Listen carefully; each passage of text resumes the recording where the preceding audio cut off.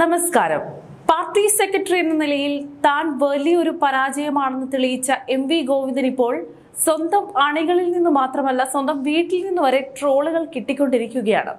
തുറന്നു പറഞ്ഞത് മറ്റാരുമല്ല, എം.വി. ഗോവിന്ദൻ തന്നെയാണ്.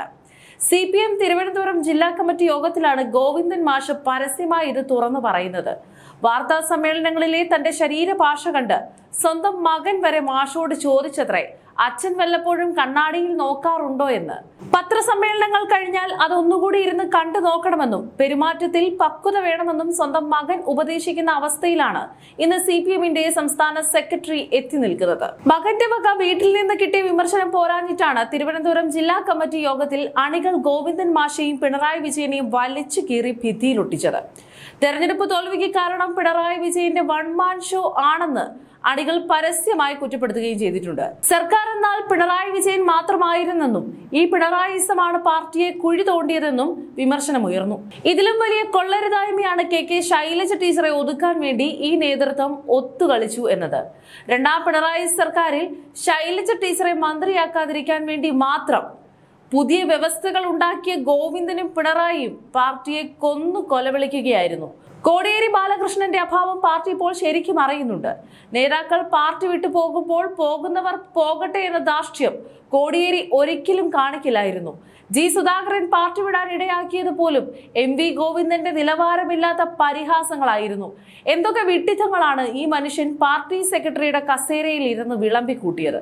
പാലക്കാട് കുട്ടനാട്ടെ പാവം സാധാരണക്കാർ രാവിലെ അപ്പമുണ്ടാക്കി കൊച്ചിയിൽ കൊണ്ടുപോയി വിറ്റ് ഉച്ചയ്ക്ക് മുമ്പ് കേരളയിൽ തിരിച്ചെത്തി ഉണ്ണാമെന്ന് ഗോവിന്ദൻ മാഷ് പ്രസംഗിച്ച ആ അപ്പക്കഥ മലയാളി ഉള്ളിടത്തോളം കാലം മറക്കില്ല. പിണറായി വിജയൻ എന്ത് തരംകെട്ട ഭരണം നടത്തിയാലും അതിനെയൊക്കെ ന്യായീകരിക്കാൻ ക്യാപ്സ്യൂളുകളുമായി ഓടിയെത്തുന്നതായിരുന്നു ഗോവിന്ദൻ മാഷിന്റെ പ്രധാന പണി.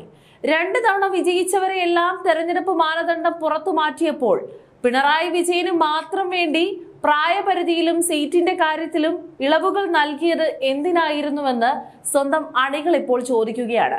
പിണറായിക്ക് മാത്രം എന്താണ് ഇത്ര പ്രത്യേകത?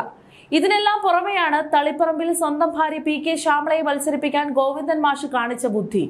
അഴിമതികൾ മൂടിവെക്കാൻ സ്വന്തം കുടുംബത്തെ തന്നെ നിയമസഭയിൽ എത്തിക്കാൻ നോക്കിയ ഗോവിന്ദൻ മാഷിന്റെ തന്ത്രങ്ങളെല്ലാം ജനങ്ങൾ പൊളിച്ചടുക്കി.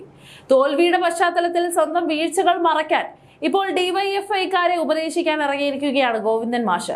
DYFIയുടെ പ്രവർത്തന രീതി മാറ്റണമെന്നും വെറും പൊതിച്ചോറ് വിതരണത്തിനും സോഷ്യൽ സർവീസിനും അപ്പുറം യുവാക്കൾക്കിടയിലേക്ക് ഇറങ്ങി ചെല്ലണമെന്നുമാണ് പുതിയ ഉപദേശം. അണികൾ യോഗത്തിൽ പിണറായി വിജയനെ പ്രതിപക്ഷ നേതാവാക്കുന്നത് ജനങ്ങളോടുള്ള വെല്ലുവിളിയാണെന്ന് വിളിച്ചു പറഞ്ഞപ്പോൾ പിണറായി അല്ലാതെ പിന്നെ മറ്റാരെ പ്രതിപക്ഷ നേതാവാക്കുമെന്നായിരുന്നു നമ്മുടെ ഗോവിന്ദൻ മാഷിന്റെ നിസ്സഹായമായ മറുചോദ്യം.